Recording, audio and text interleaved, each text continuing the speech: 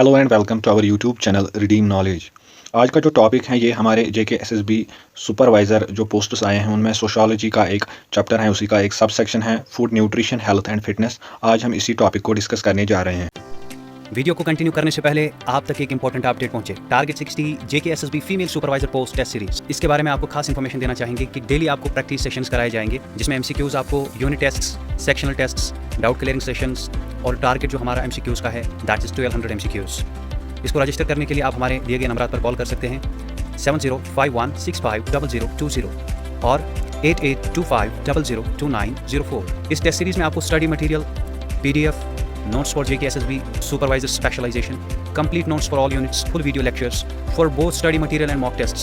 You have to pay 299 rupees, जिसमें आपको test series भी दी जाएगी और इसके साथ साथ study material, PDF notes for JKSSB supervisor specialization course। इसको खरीदने के लिए आप हमारे दिए गए नंबर पर कॉल कर सकते हैं।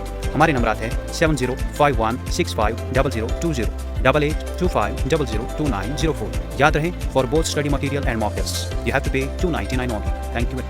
इसमें जो सबसे पहला हमारा कंसेप्ट है वो न्यूट्रिशन है। न्यूट्रिशन हम किस चीज़ को कहते हैं? न्यूट्रिशन एक साइंस है जो फूड्स और फूड रिलेटेड जो प्रोडक्ट्स हैं जो हमारे खाने में हमारे न्यूट्रिएंट्स होते हैं उनके बारे में जो हमारा साइंस है, जो एक स्टडी है, उसी को हम न्यूट्रिशन कहते हैं। और इसमें हम डिस्कस करने वाले हैं कि हम किस तरह अलग अलग न्यूट्रिएंट्स हासिल करते हैं अलग अलग खाने से, उनके जो यूजेस हैं उनको हम डिस्कस करने वाले हैं कि किस तरह हम खाना खाते हैं, जिसमें पहला जो स्टेज है वो इंजेक्शन होता है, यानी कि किस तरह हम अपने मुंह से जो है खाना नीचे अपने स्टमक तक लेके जाते हैं, फिर डाइजेशन शुरू होती है, इसके बाद फिर एब्जॉर्प्शन होती है हमारे इंटेस्टाइन्स में, जिसमें कि हमारे खाने से जो जितना भी वो एनर्जी या ग्लूकोज जो कंपोनेंट होते हैं वो बाहर निकलते हैं और जो वेस्ट्स हैं वो हमारे इंटेस्टाइन्स के थ्रू बाहर आता है। इसके बाद जो मेटाबॉलिज्म है, मतलब कि जितने भी केमिकल रिएक्शंस होते हैं उस खाने के साथ, और उससे फिर जो एनर्जी निकलती हैं जो हमारी बॉडी के लिए फिर काफ़ी ज़रूरी होती हैं, वो एनर्जी जो है वो ग़िज़ा से आती हैं, किन चीज़ों से क्या क्या फ़ायदे मिलते हैं। और एंड में एक्सक्रीशन के बारे में डिस्कस करेंगे कि एक्सक्रीशन जो होता है वो उसमें कौन से जो हमारे डाइट्स हैं, कौन से जो हमारे खाने हैं वो किस तरह हमारी एक्सक्रीशन में हेल्प करते हैं। ये जो सारा न्यूट्रिशन है ये हमारी बॉडी के लिए कई तरह की फंक्शंस करता है, जिनमें हमारा साइकोलॉजिकल या फिजियोलॉजिकल फंक्शन है, मतलब कि जो बॉडी का फिजिक है जो। इसके बाद हम न्यूट्रिशन के बारे में बात करेंगे कि किस तरह ये हमारी बॉडी में डिफरेंट फंक्शंस को परफॉर्म करता है, हमारी जो सेहत है वो किस तरह इन न्यूट्रिएंट्स के ऊपर डिपेंड रहती है, और कौन से न्यूट्रिएंट्स कौन से काम करते हैं हमारी बॉडी में, जिनमें हमारे फिर साइकोलॉजिकल यानी कि हमारी ब्रेन की फंक्शनिंग या ब्रेन का जो हेल्थ है, जो हमारे हार्ट का हेल्थ है, जो हमारी ओवरऑल जो बॉडी है, मसल्स हैं, उन सारों का कैसे डेवलपमेंट होता है इन न्यूट्रिएंट्स की वजह से। इसके बाद हम इन न्यूट्रिएंट्स को देखेंगे कि ये न्यूट्रिएंट्स असल में होते क्या है। ये न्यूट्रिएंट्स हम आमतौर पर बात करते हैं कि जो भी हम खाना खाते हैं, चाहे वो हम सीरियल्स की सूरत में हो, चाहे वो हमारे वेजिटेबल्स की सूरत में हो, या चाहे हमारे फ्रूट्स की सूरत में हो, या जो हमारा नॉन वेज डाइट है जिसमें मीट आता है, जिसमें फ़िश आती हैं, सारे खाने में कुछ न्यूट्रिएंट्स होते हैं, कुछ अलग अलग तरह के ग़िज़ाई अजनास होते हैं जो हमारी बॉडी के लिए काफ़ी फ़ायदेमंद होते हैं, जो हमारी सर्वाइवल के लिए काफ़ी इंपॉर्टेंट होती हैं। और इन न्यूट्रिएंट्स को हम कई तरह के टाइप्स में डिवाइड करते हैं, जिनमें कार्बोहाइड्रेट्स एक टाइप होता है, proteins, fats, minerals, vitamins, water and fibre, ये सारे जो हैं ये सारे हमारे न्यूट्रिशन में काम आते हैं, और ये सारे हम न्यूट्रिएंट्स के तौर पे इनको क्लासीफाई कर सकते हैं। और ये जो हमारे फूड कंपोनेंट्स होते हैं, चाहे वो वेज हो या नॉन वेज फूड हो, ये सारे जो फूड मटेरियल्स हैं इनमें कई तरह के न्यूट्रिएंट्स एक साथ मौजूद हो सकते हैं। अगर हम मिल्क की बात करें एग्जांपल के तौर पे, तो मिल्क जो है इसमें प्रोटीन्स भी होते हैं, इसमें कैल्शियम भी होता है, और इसमें फैट्स भी पाए जाते हैं। न्यूट्रिएंट्स का क्लासिफिकेशन जो है वो दो कंपोनेंट्स में किया गया है, जिनमें माइक्रो न्यूट्रिएंट्स और माइक्रो न्यूट्रिएंट्स हमको आगे डिस्कस करने हैं। माइक्रो न्यूट्रिएंट्स ऐसे न्यूट्रिएंट्स होते हैं जो हमें बड़ी मात्रा में, बड़ी मिकदार में हमारी बॉडी को चाहिए। ये जो टर्म है मैक्रो, ये हम ज़्यादातर उन्हीं जगहों पे इस्तेमाल करते हैं जहाँ पे कुछ बड़े लेवल पे कोई चीज़ हो रही हो, उसके लिए हम ये जो टर्म है ये मैक्रो का टर्म इस्तेमाल करते हैं। और माइक्रो जो है MICRO, ये माइक्रो जो टर्म है ये हम उस जगह यूज़ करते हैं जहाँ पे कोई चीज़ छोटी मात्रा में या छोटे क्वांटिटी पे, छोटी मिकदार में हमारे लिए ज़रूरी हो, या छोटी क्वांटिटी की बात करते हैं तो उस टाइम हम माइक्रो का इस्तेमाल करते हैं। इस वजह से न्यूट्रिएंट्स के भी दो टाइप्स हैं, एक तो मैक्रो न्यूट्रिएंट्स हैं जो बड़ी मात्रा में बॉडी को चाहिए, और माइक्रो न्यूट्रिएंट्स जो छोटी मात्रा में हमारी बॉडी को चाहिए। इसके बाद हम माइक्रो न्यूट्रिएंट्स डिस्कस करेंगे कि माइक्रो न्यूट्रिएंट्स कौन सी चीज़ें होती होती हैं जो हमारी बॉडी को एनर्जी प्रोवाइड करते हैं, जो हमारी बॉडी में एनर्जी की रिक्वायरमेंट होती हैं डिफरेंट फंक्शंस को परफॉर्म करने के लिए। वो मेनली जो एनर्जी है वो ज़्यादातर मैक्रोन्यूट्रिएंट्स से ही आती है, और ये जो मैक्रोन्यूट्रिएंट्स हैं ये सबसे ज़्यादा मिकदार में हमारी बॉडी को चाहिए होती हैं, और ये हम बड़ी मिकदार में खाते भी हैं, जिनमें चावल आते हैं, जिनमें वीट आता है या वीट से जो हम रोटी बनाते हैं। इन मैक्रोन्यूट्रिएंट्स को हम क्लासिफाई करते हैं कार्बोहाइड्रेट्स में और प्रोटीन्स में और फैट्स में, और इन तीनों के फंक्शंस हम आगे जानेंगे। कार्बोहाइड्रेट्स जो है वो प्राइमरी सोर्स माना जाता है एनर्जी रिक्वायरमेंट के लिए। सबसे ज़रूरी जो एनर्जी रिक्वायरमेंट का सोर्स माना जाता है हमारी बॉडी के लिए वो कार्बोहाइड्रेट्स को कंसिडर किया जाता है। और कार्बोहाइड्रेट्स हम ज़्यादातर किन चीज़ों से हासिल करते हैं, जिनमें कि ग्रेन्स पहले नंबर पे आते हैं, जैसे कि हम राइस या वीट का कंजप्शन करते हैं या फ्रूट्स का कंजप्शन करते हैं। फ्रूट्स में भी कार्बोहाइड्रेट्स पाए जाते हैं, जैसे कि हम बनाना का एग्जांपल ले सकते हैं, उसमें कार्बोहाइड्रेट्स काफ़ी पाए जाते हैं। वेजिटेबल्स में कार्बोहाइड्रेट्स पाए जाते हैं, और लिग्यूम्स में खासतौर पर ज़्यादा मात्रा पाई जाती है कार्बोहाइड्रेट्स की। लिग्यूम्स में ज़्यादातर हम बीन्स को लेते हैं या पीज़ को लेते हैं, जो हम मटर उगाते हैं। राजमा का डाइट होता है, उसमें ज़्यादातर कार्बोहाइड्रेट रिच डाइट्स होते हैं वो। इसके बाद जो है नेक्स्ट टाइप जो मैक्रोन्यूट्रिएंट्स में आता है वो प्रोटीन्स आते हैं। प्रोटीन्स जो है वो ज़्यादातर क्या काम करते हैं, बॉडी बिल्डिंग में ज़्यादातर इस्तेमाल में आते हैं, और कहीं पे अगर कोई टिश्यू डैमेज हो जाए, कहीं पे कोई सेल डैमेज हो जाए बॉडी में, तो उसका जो रिपेयरमेंट है वो ज़्यादातर प्रोटीन्स ही कर पाते हैं। जो हमारी मसल पावर है, जो हमारी बॉडी में मसल्स होते हैं, उनका डेवलपमेंट भी प्रोटीन्स के ही थ्रू होता है। जिसका डाइट जो होता है प्रोटीन रिच अगर कोई डाइट लेता है तो उसकी जो मसल बिल्डिंग है वो ज़्यादा हो जाती है। अगर हम एग्जाम्पल के तौर पर देखें, जो वेट लिफ्टर्स होते हैं या जो जिम जाने वाले लोग होते हैं वो ज़्यादातर प्रोटीन इंटेक बढ़ाते हैं। उससे क्या होता है कि उनकी बॉडी का जो मसल पावर है, जो उनके मसल्स होते हैं वो ज़्यादा स्ट्रांग हो जाते हैं, और मसल बिल्डिंग जो है वो ज़्यादातर प्रोटीन से ही बनती है। प्रोटीन के जो ज़्यादातर सोर्सेज हैं वो वेज सोर्सेज भी हैं और नॉन वेज सोर्सेज भी हैं। और नॉन वेज सोर्सेज में आते हैं मीट आते हैं, पोल्ट्री आती हैं, अगर हम चिकन की बात करें, या फिश जो है वो आती हैं नॉन वेज सोर्सेज में। एग्स भी आते हैं, और जो डेयरी प्रोडक्ट्स होते हैं, मतलब कि जो मिल्क या मिल्क से बनने वाली चीज़ें होती हैं, जैसे कि हम पनीर का एग्जाम्पल ले या घी का एग्जाम्पल ले, उन सारी जो डेयरी प्रोडक्ट्स हैं उनमें प्रोटीन पाया जाता है। या जो लिग्यूम्स हैं, जिनमें ये राजमा और मटर आते हैं, बीन्स आते हैं, नट्स आते हैं, जैसे कि वालनट हो गया, कैशू नट हो गया, पीनट्स हो गए, तो ये सारे जो हैं। इसके अलावा जो सीड्स हैं, ज़्यादातर हम पंपकिन सीड्स का कंजप्शन करते हैं, तो उनमें भी काफ़ी अच्छी मिकदार में प्रोटीन पाया जाता है। और प्रोटीन की मेन फंक्शन क्या होती है कि ये बॉडी बिल्डिंग में काम आती हैं और बॉडी रिपेयरमेंट में, टिश्यू रिपेयरमेंट में काम आती हैं। इसके बाद मैक्रोन्यूट्रिएंट्स का एक और क्लासिफिकेशन है जिनको हम फैट्स मानते हैं। और फैट्स जो हैं, फैट्स क्या काम करते हैं, ये बॉडी को एनर्जी प्रोवाइड करते हैं, ये एनर्जी रिक्वायरमेंट्स को फुलफिल करते हैं। जैसे कि हमने कार्बोहाइड्रेट्स को माना कि प्राइमरी सोर्सेज ऑफ एनर्जी, वैसे ही फैट्स भी एक सोर्स होता है एनर्जी का। और इनका एक और फंक्शन होता है कि ये बॉडी को इंसुलेट करते हैं। जो हमारी बॉडी होती है, इसमें सर्दी के मौसम में जो हमें इंसुलेशन हासिल होती है, जो हमें सर्दी से बचाने का काम होता है, वो भी फैट्स ही करते हैं। अगर हम एग्जाम्पल के तौर पर देखें, जो बेयर होते हैं या पोलर बेयर का पर्टिकुलरली एग्जाम्पल लें कि वो किस तरह उस हार्श क्लाइमेट में सर्वाइव कर पाता है। अगर हम आर्कटिक या एंटार्क्टिक रीजन्स को ले, पोलर रीजन्स को ले, वहाँ पे काफ़ी लो टेम्परेचर रहता है विंटर में, तो वो बेयर जो हैं वो ज़्यादातर इसी फैट की वजह से वहाँ पे सर्वाइव कर पाते हैं, क्योंकि उनकी बॉडी में जो है उनके स्किन के नीचे फैट की काफ़ी मोटी लेयर होती है, जिस वजह से वो सर्दी में भी उनको इंसुलेट करती हैं और उन पर सर्दी का असर ज़्यादा नहीं होता।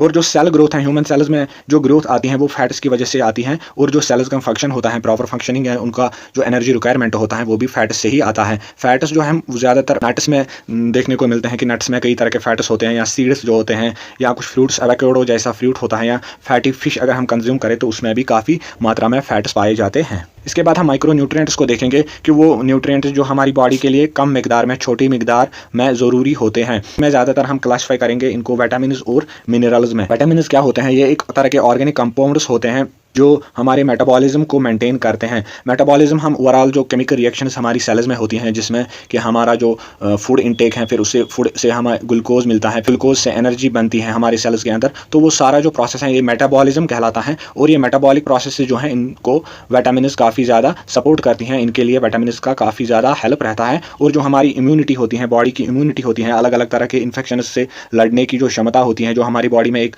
इम्यून सिस्टम होता है, उस इम्यून सिस्टम के लिए भी काफ़ी ज़रूरी होते हैं विटामिन्स। और बाकी जो नॉर्मल फंक्शनिंग, जो हमारी फिजियोलॉजिकल फंक्शनिंग होती है, नॉर्मल बॉडी फंक्शनिंग होती है, उसमें भी विटामिन्स का काफ़ी इंपॉर्टेंट रोल रहता है। और विटामिन ज़्यादातर हम fruits, vegetables, whole grains, dairy products और मीट्स से लेते हैं। 13 टाइप्स के विटामिन्स पाए जाते हैं जो कि हमारी बॉडी के लिए काफ़ी एसेंशियल होती हैं। उनको हम एक एक करके देखेंगे। पहला जो विटामिन है वो विटामिन ए है। विटामिन ए की फंक्शन क्या होती है कि ये ज़्यादातर विजन जो है ह्यूमन आई के लिए काफ़ी हेल्पफुल रहता है। हमारे ह्यूमन आई में जो विजन की प्रॉब्लम्स होती हैं वो ज़्यादातर विटामिन ए की डिफिशिएंसी ही होती हैं। और जो हमारा इम्यून सिस्टम है, जो हमारी बॉडी का एक इनेट सिस्टम है, जो हमें इन्फेक्शन या अलग तरह के जो बैक्टीरिया होते हैं, हार्मफुल बैक्टीरिया होते हैं या कई तरह के इन्फेक्शन होते हैं, उनसे लड़ने में हमें हेल्प करती हैं। और इसके बाद जो स्किन होता है, ह्यूमन स्किन जो होता है, उसका हेल्थ भी मेंटेन रखने के लिए विटामिन ए जो है काफ़ी ज़रूरी होता है। विटामिन ए किन चीज़ों से हमें मिलता है? इनमें कैरेट्स आते हैं, गाजर आती हैं, स्वीट पोटैटो आती हैं, स्पेनिश आती हैं, जो कि पालक जो है वो आती हैं, या डेयरी प्रोडक्ट जितने भी मिल्क से बनने वाली चीज़ें होती हैं, उन सारी चीज़ों में विटामिन ए की मात्रा पाई जाती है। इसके बाद एक और विटामिन है विटामिन B1, जिसको हम एक और नाम से जानते हैं थायामीन। विटामिन B1 की फंक्शनिंग क्या होती है कि ये एनर्जी मेटाबॉलिज्म को मेंटेन करता है, यानी कि जो हमारी बॉडी में एनर्जी प्रोडक्शन होती है, फूड से जो एनर्जी तक का जो एक प्रोसेस होता है, फूड से एनर्जी बनने का प्रोसेस, उसमें काफ़ी ज़्यादा हेल्पफुल रहता है विटामिन B1। और जो हमारी नर्व फंक्शनिंग होती है, यानी कि जो हमारी बॉडी में न्यूरॉन्स होते हैं जो इलेक्ट्रिकल इम्पल्सेस पहुँचाते हैं हमारे ब्रेन तक कोई भी फंक्शन करने के लिए, जो हमें ब्रेन से सिग्नल्स आते हैं या ब्रेन तक जितने भी सिग्नल्स जाते हैं बाकी बॉडी पार्ट से, उनकी फंक्शनिंग जो होती है उन न्यूरॉन्स की, उन नर्व सेल्स की, उसमें भी काफ़ी हेल्पफुल रहता है विटामिन B1। और विटामिन B1 के जो सोर्सेज हैं वो ज़्यादातर होल ग्रेन्स होते हैं। होल ग्रेन्स हम उन ग्रेन्स को कहते हैं जिनमें हम छिलके के समेत उनको कंज्यूम करते हैं। अगर हम व्हीट का एग्जांपल लें, जो हम रिफाइंड आटा लेते हैं वो होल ग्रेन नहीं कहलाता, बल्कि वो आटा जिसमें कि उसका जो छिलका है वो समेत उसके साथ जो आटा बनता है उसको हम होल ग्रेन कहते हैं, जो रिफाइंड ना हो। और जो नट्स होते हैं जिनमें वॉलनट्स होते हैं, कैशू नट्स आते हैं, अखरोट हैं या काजू हैं, ये सारे जो नट्स की कैटेगरी में आते हैं, इनमें विटामिन B1 होता है। और जितने भी सीड्स हैं जो ह्यूमन कंजप्शन के लिए हैं, उनमें विटामिन B1 होता है। इसके बाद एक और विटामिन है विटामिन B2, जिसको हम राइबोफ्लेविन भी कहते हैं। ये एनर्जी प्रोडक्शन के लिए काफ़ी ज़रूरी है। जो बॉडी में एनर्जी प्रोड्यूस होती है, अलग अलग न्यूट्रिएंट्स से जो एनर्जी बनती है, उस मैकेनिज्म को मेंटेन करने के लिए विटामिन B2 का काफ़ी इंपॉर्टेंस है। इसके बाद जो एंटीऑक्सीडेंट्स का फंक्शन होता है कि जितने भी बॉडी में ऑक्सीडेशन जैसी प्रोसेसेस होती हैं जो कि बॉडी के लिए हार्मफुल रहती हैं, और जितने भी फ्री रेडिकल्स बॉडी में प्रोड्यूस होते हैं जो बॉडी के लिए सही नहीं होते, उनका जो कंट्रोल है वो ज़्यादातर विटामिन B2 ही कर लेता है। ये एज एन एंटीऑक्सीडेंट भी काम करता है। विटामिन B2 हम प्रोडक्ट्स में पाते हैं। किन प्रोडक्ट्स में? डेयरी प्रोडक्ट्स में, मिल्क प्रोडक्ट्स में, ग्रीन लीफी वेजिटेबल्स जो होती हैं उनमें पाए जाते हैं, एग्स जो होते हैं, अंडे, उनमें पाए जाते हैं, आलमंड जो होते हैं, बादाम, उनमें भी विटामिन B2 पाया जाता है। इसके बाद एक और विटामिन है विटामिन B3, इसको हम नायासिन भी कहते हैं। और ये विटामिन जो है एनर्जी मेटाबॉलिज्म को ये भी मेंटेन करता है। और DNA रिपेयरमेंट जो होता है, जो हमारी बॉडी में सेल्स होती हैं उनके अंदर एक जेनेटिक मटेरियल होता है जिसको हम DNA कहते हैं। ये DNA जो है ये काफ़ी इंपॉर्टेंट पार्ट करता है प्ले इस सेल के फंक्शनिंग में, इस सेल के मैकेनिज्म में। इस सेल का सर्वाइवल जो है वो इसी DNA पे डिपेंड रहता है। तो इस DNA का जो रिपेयरमेंट है, अगर कहीं डैमेज हो जाए तो इस DNA का रिपेयरमेंट जो है वो विटामिन B3 उसमें काफ़ी अच्छा रोल प्ले करता है। विटामिन B3 हम मीट से हासिल कर लेते हैं, फिश से हासिल कर लेते हैं, या पोल्ट्री या चिकन से हासिल कर लेते हैं, नट्स से हासिल कर लेते हैं, और होल ग्रेन से भी हासिल करते हैं। इसके बाद जो विटामिन है वो विटामिन B5 है। इसको हम पेंटोथेनिक एसिड भी कहते हैं, ये एक दूसरा नाम है इसका विटामिन B5 का। विटामिन B5 जो है ये एनर्जी मेटाबॉलिज्म में ये भी काम आता है और हार्मोन सिंथेसिस में ये काम आता है। ये एक इंपॉर्टेंट फंक्शनिंग है विटामिन B5 की, कि जितने भी बॉडी में हार्मोन्स बनते हैं, चाहे वो इंसुलिन हो, चाहे वो थायराइड ग्लैंड में हो या पैराथायराइड ग्लैंड में जितने भी हार्मोन बनते हैं, या ह्यूमन ब्रेन में जैसे पिट्यूटरी ग्लैंड है या और कई हाइपोथैलेमस ग्लैंड हैं, ये सारे ग्लैंड जो हैं इनका जो हार्मोन सिंथेसिस हैं, जो जितने भी हार्मोन सेक्रेट करते हैं, उन हार्मोन की सेक्रेशन में विटामिन B5 का काफ़ी इंपॉर्टेंट रोल रहता है। और ये विटामिन B5 जो है ये ज़्यादातर meat, poultry, fish, whole grain और वेजिटेबल्स में पाया जाता है। इसके बाद विटामिन B6 जो है इसका दूसरा नाम पायरिडॉक्सिन भी है। ये विटामिन B6 जो है इसकी मेन फंक्शनिंग जो है वो ब्रेन डेवलपमेंट में है, कि जो हमारा ह्यूमन ब्रेन है वो जब चाइल्ड से एडोलसेंट फिर एडल्टहुड में आता है, तो उस दौरान ह्यूमन ब्रेन जो है वो धीरे धीरे साइज़ में बढ़ता रहता है। और उसका जो डेवलपमेंट है, ब्रेन डेवलपमेंट में जो विटामिन B6 है वो काफ़ी इंपॉर्टेंट रोल प्ले करता है। और इम्यून फंक्शनिंग में जो हमारे बॉडी के अंदर एक इम्यून सिस्टम है जो हमें डिफरेंट तरह के इन्फेक्शन से, डिजीज से बचाने का काम करता है, उस इम्यून सिस्टम को भी काफ़ी हेल्पफुल रहता है विटामिन B6। और बाकी जो ओवरऑल मेटाबॉलिज्म है, जो ओवरऑल हमारी बॉडी की फंक्शनिंग है, उसमें विटामिन B6 काफ़ी इंपॉर्टेंट रोल प्ले करता है। विटामिन B6 हम पोल्ट्री में पाते हैं, इसके बाद फिश में पाते हैं, और बनानास जो केले होते हैं उनमें पाए जाते हैं, आलू होते हैं, चिकपीस जो एक तरह की पी की वैरायटी होती हैं, इसमें भी विटामिन B6 पाया जाता है। इसके बाद विटामिन B7 है जिसको हम एक और नाम से जानते हैं बायोटिन। बायोटिन का जो मेन फंक्शन है वो एनर्जी मेटाबॉलिज्म है, कि ये एनर्जी जो हमारी बॉडी में प्रोड्यूस होती होती हैं, हमारी खाने से जो एनर्जी आती है उस एनर्जी के जो वो कन्वर्जन है, वो एक तरह का केमिकल प्रोसेस जो होता है हमारी बॉडी के अंदर, उसमें विटामिन B7 का काफ़ी इंपॉर्टेंट रोल रहता है। और इसका एक मेन फंक्शन है कि ये हेयर ग्रोथ और जो हेल्दी हेयर है उसको मेंटेन करने में काफ़ी हेल्पफुल रहता है। और जो स्किन का हेल्थ है, वो स्किन जो है उसका प्रॉपर हेल्थ मेंटेन करने में विटामिन B7 का काफ़ी इंपॉर्टेंट रोल रहता है। और जो हमारे नेल्स होते हैं, नाखून होते हैं, उनकी जो मेंटेनेंस होती है वो भी विटामिन B7 ही करता है। विटामिन B7 हम ज़्यादातर एग योक में पाते हैं। जो एग का अंदर का जो येलो कलर का पार्ट होता है उसमें विटामिन B7 पाया जाता है, नट्स में पाया जाता है, सीड्स में पाया जाता है। और जो हम होल ग्रेन्स कंज्यूम करते हैं, चाहे वो बार्ली हो, चाहे वो व्हीट हो, चाहे वो राइस हो, उनमें विटामिन B7 पाया जाता है। इसके बाद विटामिन B9 है, इसका एक और नाम है फोलेट।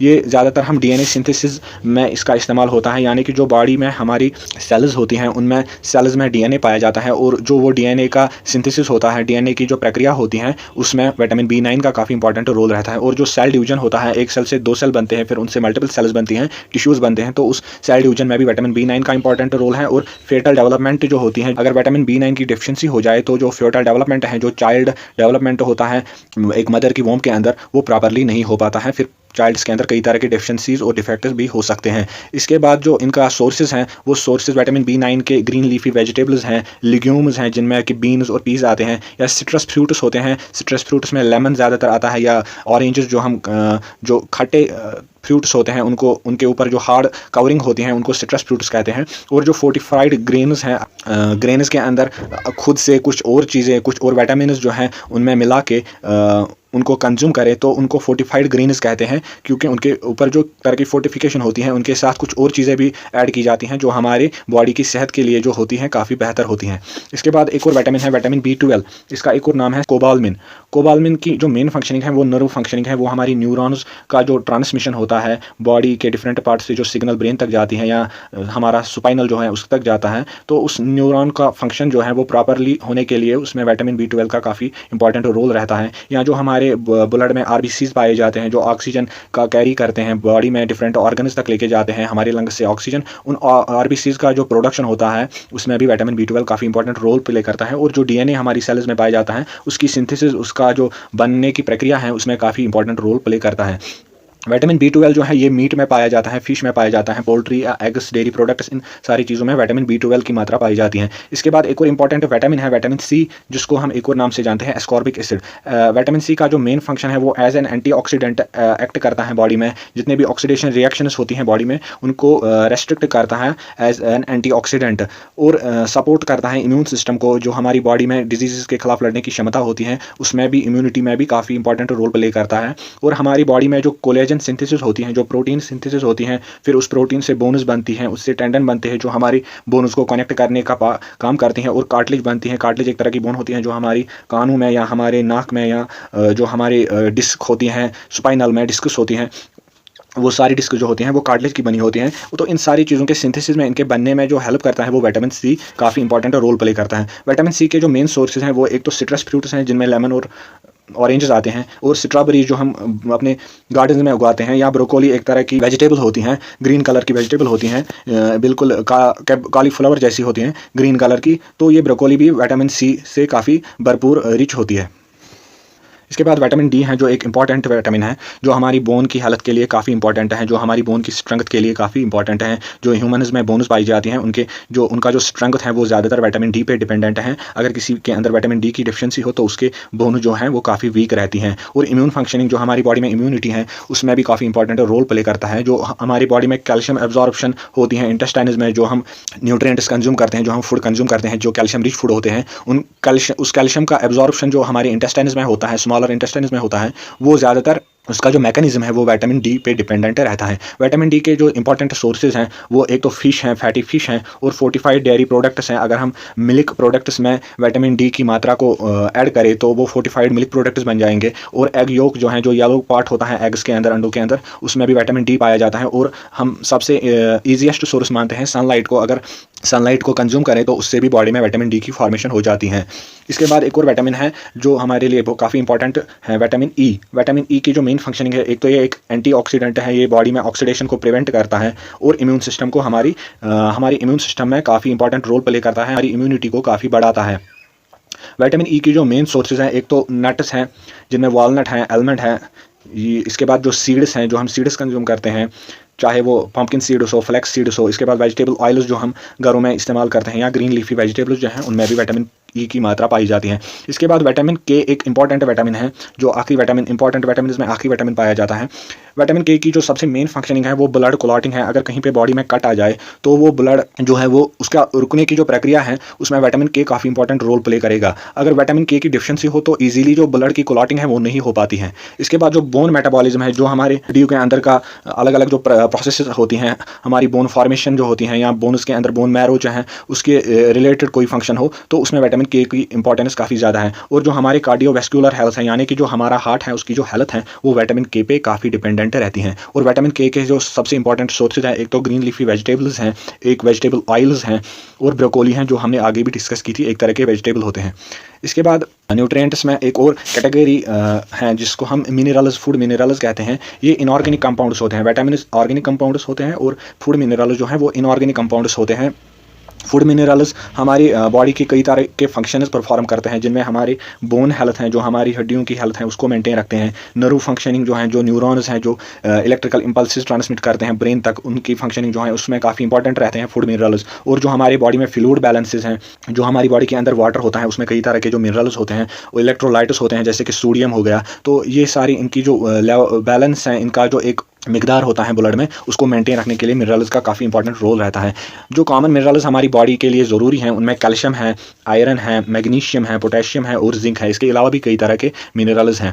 और मिनरल्स का जो इंपॉर्टेंट सोर्सेज जो हैं वो डायरी प्रोडक्ट्स हैं, यानी कि दूध या दूध से बनने वाली चीज़ें, ग्रीन लीफी वेजिटेबल्स जो हरी सब्जियां होती हैं, जो नट्स होते हैं, जो सीड्स होते हैं, होल ग्रेन्स, ये सारे जो हैं मिनरल्स के इंपॉर्टेंट सोर्सेज हैं। जो हमने विटामिन और मिनरल्स को डिस्कस किया, या माइक्रो न्यूट्रिएंट्स और माइक्रो न्यूट्रिएंट्स को डिस्कस किया, इसके अलावा जो वाटर है वो एक इंपॉर्टेंट रोल प्ले करता है हमारी बॉडी के अंदर या हमारे डाइट के अंदर। अगर वाटर की डिफिशिएंसी हो तो उससे कई तरह की प्रॉब्लम्स बॉडी में हो जाती हैं। जो वाटर के मेन फंक्शंस हैं उनमें एक फंक्शन तो हाइड्रेशन है, कि ये बॉडी को हाइड्रेटेड रखता है। जो बॉडी में जितना भी पानी है उसकी जो जितनी भी ज़रूरत है। इसके बाद जो न्यूट्रिएंट ट्रांसपोर्ट है, जो हम ग़िज़ा से जो हम डिफरेंट न्यूट्रिएंट्स लेते हैं, उन न्यूट्रिएंट्स का ट्रांसपोर्टेशन पानी के थ्रू ही होता है डिफरेंट ऑर्गन्स तक या डिफरेंट सेल्स तक। जो हमारी बॉडी में टेम्परेचर मेंटेनेंस है, अगर हम ह्यूमन बॉडी की बात करें तो 37 डिग्री के आसपास लगभग बॉडी का टेम्परेचर रहता है, तो वो टेम्परेचर मेंटेन रहे इसमें भी पानी का काफ़ी इंपॉर्टेंट रोल रहता है। और जो वेस्ट रिमूवल है, चाहे वो किडनीज़ के थ्रू या लार्ज इंटेस्टाइन्स के थ्रू वेस्ट रिमूवल है, उसमें पानी जो है काफ़ी इंपॉर्टेंट रोल प्ले करता है। मिनरल्स को हम दो कैटेगरीज़ में क्लासीफाई करते हैं। जैसे कि हमने न्यूट्रिएंट्स को कैटेगरी में डिफरेंट 2 कैटेगरीज़ में क्लासीफाई किया था, इसी तरह हम मिनरल्स को भी 2 कैटेगरीज़ में क्लासीफाई करते हैं। एक तो माइक्रो मिनरल्स हैं जो हमें ज़्यादा मिकदार में बॉडी को चाहिए, और कुछ माइक्रो मिनरल्स भी हैं जो थोड़ी सी मिकदार में ही बॉडी को चाहिए होते हैं। जो माइक्रो मिनरल्स हैं इनमें कैल्शियम एक इंपॉर्टेंट मिनरल है, phosphorus, magnesium, sodium, potassium, chlorides and sulphur, ये सारी जो हैं ये हमारी बॉडी के लिए काफ़ी इंपॉर्टेंट रोल प्ले करते हैं और ये हमें बड़ी मिकदार में बॉडी को चाहिए। इसके बाद जो हम एक एक करके इनको डिस्कस करेंगे, जिनमें सबसे पहला है कैल्शियम। कैल्शियम हमारी बॉडी के लिए काफ़ी इंपॉर्टेंट है, ये हमारी बोन्स के हेल्थ के लिए काफ़ी इंपॉर्टेंट है, ये हमारे दांतों के लिए काफ़ी इंपॉर्टेंट है। जो बोन फॉर्मेशन होती है वो कैल्शियम से ही ज़्यादातर होती हैं, या बोन स्ट्रेंथ जो है वो कैल्शियम से ही आती है। जो हमारे दांत हैं या दांतों की जो स्ट्रेंथ होती हैं वो भी कैल्शियम से ही आती हैं। और जो हमारी मसल फंक्शनिंग है, जो बॉडी में मसल्स जो कंट्रैक्शन और रिलैक्सेशन होता है, ये कैल्शियम से ही कंट्रोल होता है। नर्व ट्रांसमिशन, जो हमारी बॉडी में न्यूरॉन सिग्नल को ट्रांसमिट करते हैं, इलेक्ट्रोलाइट एज एक्ट करता है कैल्शियम। तो और ब्लड क्लॉटिंग, जो खून का रुकना है, अगर कहीं पे कट लग जाए तो उसमें भी कैल्शियम काफ़ी इंपॉर्टेंट रोल प्ले करता है। कैल्शियम के जो मेन सोर्सेज हैं, एक तो वो मिल्क है और मिल्क प्रोडक्ट जैसे कि चीज़ हैं, या ग्रीन लीफी वेजिटेबल्स जो हैं वो इंपॉर्टेंट सोर्स माने जाते हैं। आलमंड्स जो हैं, बादाम या फोर्टिफाइड फूड्स, वो ग़िज़ा जिनमें हमने कैल्शियम की मिकदार जो है वो आर्टिफिशियली इंक्रीज़ की हो, उनको फोर्टिफाइड फूड्स भी कैटेगरी में लाया जाता है। इसके बाद एक और माइक्रो मिनरल है, वो फास्फोरस है। फास्फोरस का जो मेन फंक्शन है वो बोन और टीथ फॉर्मेशन है, यानी कि जो हमारी हड्डियों की फॉर्मेशन है या दांतों की फॉर्मेशन है, उसमें फास्फोरस इंपॉर्टेंट रोल प्ले करता है। एनर्जी मेटाबॉलिज्म जो है, जो हमारे न्यूट्रिएंट्स या ग़िज़ा से जो एनर्जी मिलती है हमारी बॉडी को, उस मैकेनिज्म को मेंटेन करने में फास्फोरस का इंपॉर्टेंट रोल है। या जो सेल मेम्ब्रेन स्ट्रक्चर है, जो हमारी बॉडीज़ में डिफरेंट सेल्स होते हैं जो जिनसे हमारी बॉडी बनती है, उन सेल्स के आसपास एक मेम्ब्रेन होता है, उस मेम्ब्रेन को मेंटेन करने में भी फास्फोरस का इंपॉर्टेंट रोल रहता है। और फास्फोरस के जो सोर्सेज हैं, एक तो वो मीट हैं, और एक पोल्ट्री हैं, फिश हैं, डेयरी प्रोडक्ट्स हैं, मिल्क प्रोडक्ट्स हैं, नट्स हैं, सीड्स हैं, होल ग्रेन्स हैं। इसके बाद जो इंपॉर्टेंट माइक्रो मिनरल है वो मैग्नीशियम है। मैग्नीशियम लगभग 300 तरह की बायोकेमिकल रिएक्शन जो हमारी बॉडी में होती हैं, अलग अलग तरह के रिएक्शन जो होते हैं, उनमें मैग्नीशियम इंपॉर्टेंट रोल प्ले करता है। ये मसल और नर्व फंक्शनिंग में काफ़ी इंपॉर्टेंट रोल प्ले करता है। प्रोटीन सिंथेसिस में जो हमारी बॉडी में प्रोटीन बनने की प्रक्रिया है उसमें काफ़ी इंपॉर्टेंट रोल प्ले करता है। ब्लड ग्लूकोज रेगुलेशन, जो हमारी बॉडी में ग्लूकोज की लेवल जो है उसको मेंटेन रखने के लिए, जो हमारे खून में ब्लड में जो ग्लूकोज की लेवल रहती है उसको मेंटेन करने में मैग्नीशियम का काफ़ी इंपॉर्टेंट रोल रहता है। मैग्नीशियम के जो सोर्सेज हैं वो ग्रीन लीफी वेजिटेबल्स हैं, नट्स हैं, सीड्स हैं, होल ग्रेन्स हैं, बीन्स हैं और सी फूड हैं, जो हम समंदरों से, चाहे वो फिश की सूरत में हो या दूसरे कई तरह के फूड जो हम ओशियन से डिराइव करते हैं। इसके बाद माइक्रो मिनरल्स में आते हैं सोडियम और पोटेशियम। ये एज एन इलेक्ट्रोलाइट बॉडी में रोल प्ले करते हैं। इलेक्ट्रोलाइट्स वो होते हैं जो बॉडी में इलेक्ट्रिकल इंपल्सेस कैरी करते हैं। अगर हम न्यूरॉन्स का एग्जांपल लें कि किस तरह वो बॉडी में डिफरेंट ऑर्गन से सिग्नल लेके ब्रेन तक लेके आते हैं, फिर ब्रेन से वापस उन डिफरेंट ऑर्गन्स तक सिग्नल पहुंचाते हैं, ये सारा काम जो है ये इलेक्ट्रोलाइट्स के थ्रू होता है। और सोडियम जो और पोटेशियम कुछ और फंक्शंस भी प्ले करते हैं, जिनमें फ्लूइड बैलेंस, जो हमारे खून में अलग अलग तरह के मिनरल्स या अलग अलग तरह के न्यूट्रिएंट्स, उनकी जो लेवल होती हैं, एक प्रॉपर लेवल जो होती हैं, बैलेंस्ड लेवल जो होती हैं, उसको मेंटेन करने में काफ़ी इंपॉर्टेंट रोल प्ले करते हैं। नर्व फंक्शनिंग, न्यूरॉन्स में जो इलेक्ट्रिकल इंपल्सेस एक बॉडी के ऑर्गन से ब्रेन तक लेके जाते हैं या वापस ब्रेन से ऑर्गन्स तक लेके जाते हैं, उसमें काफ़ी इंपॉर्टेंट रोल प्ले करते हैं। मसल कंट्रैक्शन, जो हम ह्यूमन बींग्स अपनी मसल्स को कंट्रैक्ट और रिलैक्स करके बॉडी का मूवमेंट जो है वो पॉसिबल बनाते हैं, उस मसल कंट्रैक्शन और रिलैक्सेशन में सोडियम और पोटेशियम का काफ़ी इंपॉर्टेंट रोल रहता है। सोडियम हम ज़्यादातर हासिल करते हैं टेबल साल्ट से, जो हम खाने में नमक डालते हैं उसमें सोडियम होता है, और जो प्रोसेस्ड फूड्स हम बाजार से खरीदते हैं उनमें भी सोडियम की मिकदार होती है। पोटेशियम जो है वो हम फ्रूट्स से हासिल करते हैं, पर्टिकुलरली जो एप्पल वगैरह होते हैं उनमें काफ़ी पोटेशियम होता है, वेजिटेबल्स में पोटेशियम होता है, डेयरी प्रोडक्ट्स में पोटेशियम होता है, नट्स, सीड्स और लिग्यूम्स, इन सारे प्रोडक्ट्स में पोटेशियम की मिकदार पाई जाती है। इसके बाद जो हमारे मिनरल्स बचते हैं वो ट्रेस मिनरल्स बचते हैं। पहले जो हमने मैक्रो लेवल पे मिनरल्स को स्टडी किया, अब उन मिनरल्स को पढ़ेंगे जो स्मॉलर अमाउंट में, जो छोटी मिकदार में, कम मिकदार में हमारी बॉडी को चाहिए। उनमें आयरन एक है, zinc, copper, manganese, iodine, selenium और क्रोमियम, ये सारे जो मिनरल्स हैं ये बॉडी को चाहिए, लेकिन कम मिकदार में। ये मेजर मिनरल्स नहीं है, बल्कि ये माइक्रो लेवल ट्रेस मिनरल्स हैं। इनमें आयरन जो है वो सबसे पहला मिनरल है। आयरन की जो फंक्शनिंग है, एक तो ये ऑक्सीजन को ट्रांसपोर्ट करता है हमारी लंग्स से डिफरेंट ऑर्गन्स तक। इसके बाद जो आयरन की फंक्शनिंग है वो एनर्जी मेटाबॉलिज्म में भी आती है, कि किस तरह न्यूट्रिएंट्स से जो एनर्जी है वो डिराइव होती है, किस तरह हमारी सेल्स में न्यूट्रिएंट्स से कन्वर्ट होकर एनर्जी बनती है। इम्यून फंक्शनिंग में जो हमारी इम्यूनिटी है बॉडी की, वो डिजीज से लड़ने की जो क्षमता है बॉडी के अंदर, उसमें भी काफ़ी हेल्पफुल रहता है आयरन। आयरन के जो मेन सोर्सेज हैं, एक तो वो रेड मीट है, पोल्ट्री हैं, फिश हैं, बीन्स हैं, लेंटिल्स एक तरह की सब्जी होती हैं, वेजिटेबल होता है, फोर्टिफाइड सीरियल्स, जिन सीरियल्स के हम अंदर जो हमने आयरन आर्टिफिशियली डाला होगा, और ग्रीन लीफी वेजिटेबल्स, ज़्यादातर जो पालक होती हैं, स्पेनिश होती हैं, उसमें आयरन की मिकदार काफ़ी ज़्यादा होती है। इसके बाद एक और माइक्रो न्यूट्रिएंट है, माइक्रो मिनरल है, जिसको हम जिंक कहते हैं। जिंक का जो मेन फंक्शन है, एक तो ये इम्यूनिटी में काफ़ी हेल्पफुल रहता है, वाउंड हीलिंग में, अगर कहीं पे ब्लड में बॉडी में कट आ जाए तो ब्लड क्लॉटिंग में काफ़ी हेल्प करता है जिंक। और डीएनए सिंथेसिस में, जो हमारी बॉडी में सेल्स के अंदर डीएनए होता है, उसके जो सिंथेसिस का प्रोसेस होता है, उसमें जिंक काफ़ी हेल्पफुल रहता है।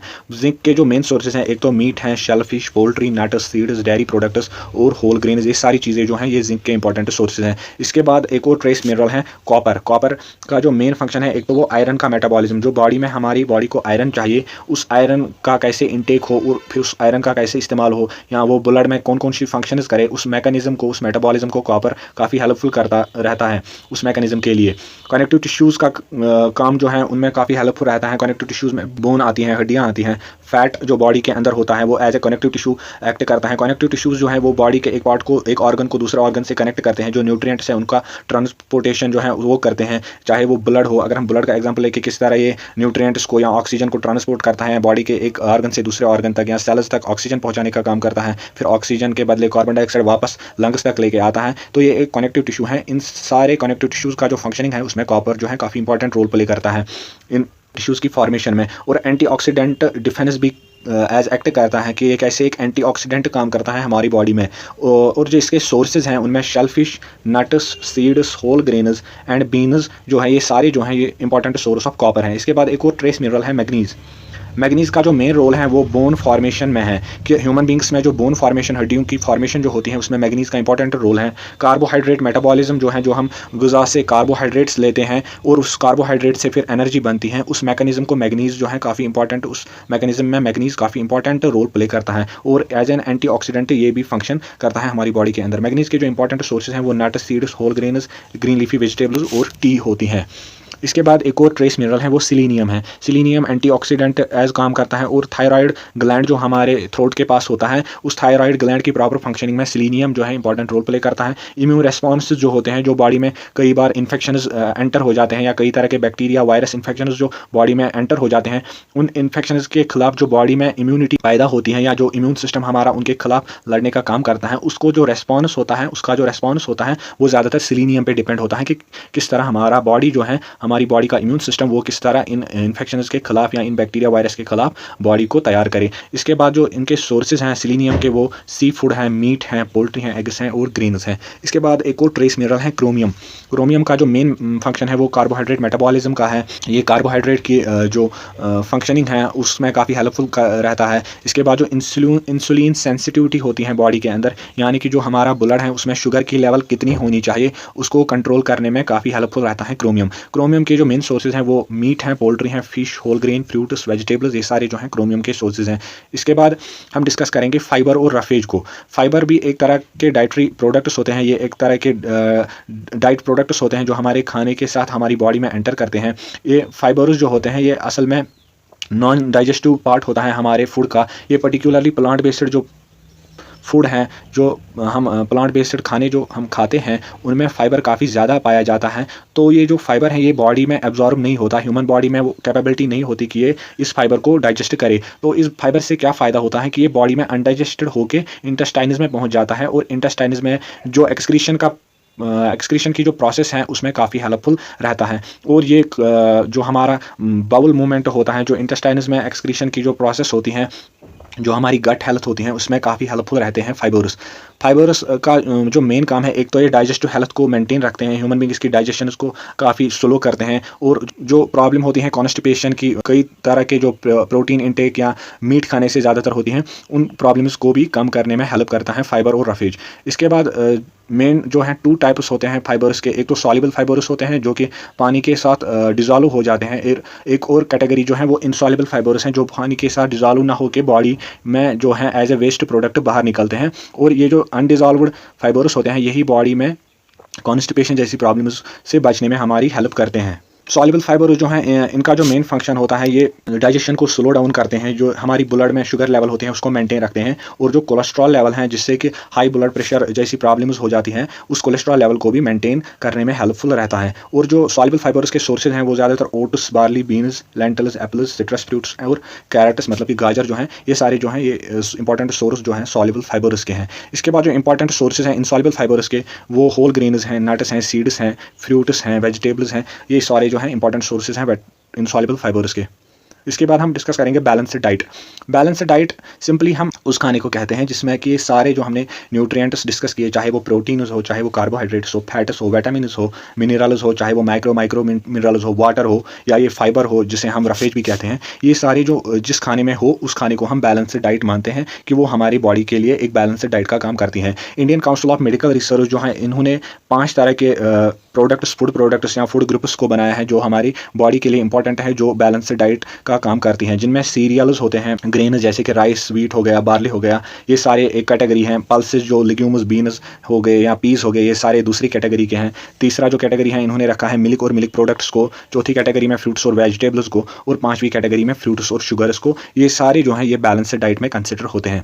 इसके बाद हेल्थ और फिटनेस को हम डिस्कस करेंगे। WHO के द्वारा जो डेफिनेशन दी गई है हेल्थ की, health is a state of complete physical, emotional and social wellbeing, not merely the absence of disease और इन्फर्मिटी। बॉडी में डिजीज़ ना होना हम हेल्थ को डिफाइन नहीं करते, वो एक हेल्दी ऑर्गेनिज्म की पहचान नहीं है, बल्कि एक हेल्दी ऑर्गेनिज्म जो है उसमें फिजिकल हेल्थ भी इंपॉर्टेंट है, उसका जो इमोशनल हेल्थ है वो भी इंपॉर्टेंट है, और जो उसकी सोशल वेलबींग है, जो उसका जो सोशल रिलेशंस हैं, जो उसकी साइकोलॉजिकल हेल्थ है, मेंटल हेल्थ है, वो सारी जो है वो उसमें कंसिडर किए जाते हैं। मेंटल हेल्थ जो है वो ज़्यादातर इमोशनल वेलबींग और साइकोलॉजिकल वेलबींग, जो हमारा ब्रेन है, जो हमारा माइंड है, उसके जो प्रॉपर फंक्शनिंग है, कॉग्निटिव एबिलिटीज जो ह्यूमन बींग्स की होती हैं, या जो इमोशंस होते हैं उनका जो प्रॉपर फंक्शनिंग है, अगर वो हो रहा है प्रॉपरली तो हम उस ह्यूमन बींग को कहेंगे कि ये मेंटली हेल्थ है या मेंटली साउंड है। इसके बाद हम डिफाइन करेंगे physical fitness. Physical fitness simply हम कहते हैं अगर एक बॉडी में प्रॉपर जो उसके जो फंक्शनिंग है, physical functioning as a biological organism अगर हम देखें कि जो उसमें डाइजेशन होती है, जो उसकी एक्सक्रीशन, जो उसका प्रॉपर बॉडी का एक मैकेनिज्म है, वो अगर प्रॉपरली फंक्शन कर रहा है तो उसको हम फिजिकली फिट कहेंगे। फिजिकल फिटनेस के कुछ रिक्वायरमेंट्स हैं। एक तो उसमें रेगुलर एक्सरसाइज होनी चाहिए कि वो प्रॉपर प्रॉपर एक्सरसाइज करे, उसके बाद प्रॉपर डाइट यानी कि न्यूट्रिशियस डाइट होनी चाहिए, उसमें सारे न्यूट्रिएंट्स एक बैलेंस्ड डाइट के तौर पे उसके पास उसकी बॉडी को पहुंचने चाहिए। और इसके बाद प्रॉपर रेस्ट भी इंपॉर्टेंट है कि प्रॉपर एक्सरसाइज के साथ साथ उसको रेस्ट भी मिलना चाहिए और एक साउंड स्लीप भी होनी चाहिए उसके पास। फिजिकल फिटनेस को हम 2 वेज में डिफाइन करते हैं। एक तो जनरल फिटनेस यानी कि जो ओवरऑल हेल्थ और वेलबींग होती हैं एक ह्यूमन बीइंग की, एक ऑर्गेनिज्म की, एक तो हम उसको कंसिडर करते हैं। और जो अलग तरह की फिटनेस होती हैं वो स्पेसिफिक फिटनेस होती हैं। अगर हम क्रिकेटर्स, फुटबॉलर्स की बात करें या कई तरह के एथलीट्स जो होते हैं उनके पास अलग अलग तरह की फिटनेसेस होती हैं। वेट लिफ्टर्स के पास मसल पावर काफ़ी ज़्यादा होता है, या फुटबॉलर्स और एथलीट्स के पास जो दौड़ने की जो फिटनेस होती हैं वो काफ़ी ज़्यादा होती हैं, वो काफ़ी लंबे समय तक दौड़ सकते हैं। तो ये सारी चीज़ें जो हैं ये स्पेसिफिक फिटनेस के अंदर आ जाती हैं। फिजिकल फिटनेस हम उन चीज़ों को कहते हैं जिनमें कि एक बॉडी में जो प्रॉपर फंक्शनिंग हो रही हो हार्ट की, या ब्लड वेसल्स जो हैं वो प्रॉपरली फंक्शन कर रहे हो, खून का जो बॉडी में दौरा होता है एक ऑर्गन से दूसरे ऑर्गन तक, या हार्ट से जो पंप होता है ब्लड वो प्रॉपरली वेसल्स के थ्रू पहुंचता हो, और लंग्स जो है वो प्रॉपरली मेंटेन अपना फंक्शन कर रहे हो। इसके बाद जो मसल फंक्शनिंग है, जो ह्यूमन बींग्स में मसल्स होती हैं वो प्रॉपरली डेवलप हो और वो प्रॉपरली अपना फंक्शन कर रहे हो। तो ये सारे ऑर्गन्स का प्रॉपर फंक्शनिंग को हम फिजिकल फिटनेस में कंसिडर करते हैं। इसके बाद हम फूड पैरामिड को देखेंगे कि किस तरह डिफरेंट फूड्स जो हैं उनका इंटेक कितना और क्यों होना चाहिए, उनका इंटेक जो है उसमें क्या फंक्शनिंग होती है। अगर हम सीरियल्स की बात करें, ब्रेड की रोटी या राइस चपाती की बात करें, तो इनका जो मेन फंक्शनिंग है ये बॉडी को क्या करते हैं, ये एनर्जी प्रोवाइड करते हैं, और ये हम सबसे ज़्यादा मिकदार में बॉडी में लेके आते हैं, या ये हमें सबसे ज़्यादा मिकदार में बॉडी को चाहिए। इसके बाद जो दूसरे नंबर पे हमें क्वांटिटी में चाहिए वो वेजिटेबल्स और फ्रूट्स होते हैं, और इनका काम क्या है, ये बॉडी को प्रोटेक्ट करते हैं, ये बॉडी की इम्यूनिटी को काफ़ी बढ़ाते हैं, ये हमें डिजीज़ से महफूज रखते हैं। इसके बाद जो तीसरे लेवल पर आता है वो मिल्क, पोल्ट्री, नट्स, पल्सेस या मिल्क के प्रोडक्ट जो हैं वो सारे आते हैं, ये तीसरे लेवल पर आते हैं। ये ज़्यादातर प्रोटीन प्रोडक्ट्स हैं, इनमें प्रोटीन काफ़ी ज़्यादा होता है, और प्रोटीन जो है वो मेन काम क्या है उसका, वो बॉडी बिल्डिंग में काम आता है, वो मसल पावर में या मसल्स को गेन करने में काम आता है। इसके बाद जो सबसे कम मिकदार में बॉडी को चाहिए वो तो फैट्स, ऑयल्स और शुगर, ये 3 चीज़ें जो हैं ये बॉडी को सबसे कम मिकदार में चाहिए, और इनका भी मेन काम क्या है, ये भी एनर्जी को, बॉडी को एनर्जी देते हैं। इसके बाद हम डिस्कस करने वाले हैं वेजिटेरियन डाइट। वेजिटेरियन पीपल वो लोग होते हैं जो ज़्यादातर या जो हमेशा वेजिटेबल्स या फ्रूट्स के ऊपर ही ज़्यादातर डिपेंड रहते हैं। वो नॉन वेज डाइट जैसे कि मीट हो गया, जैसे कि फ़िश हो गया, या कुछ लोग एग्स और मिल्क को भी नॉन वेज कंसिडर करते हैं, तो वो उन चीज़ों को कंज्यूम ना करके बल्कि पल्सेस और सीरियल्स, वेजिटेबल्स और फ्रूट्स के ऊपर ही ज़्यादा डिपेंड रहते हैं, इन्हीं को अपना बेसिक डाइट रखते हैं।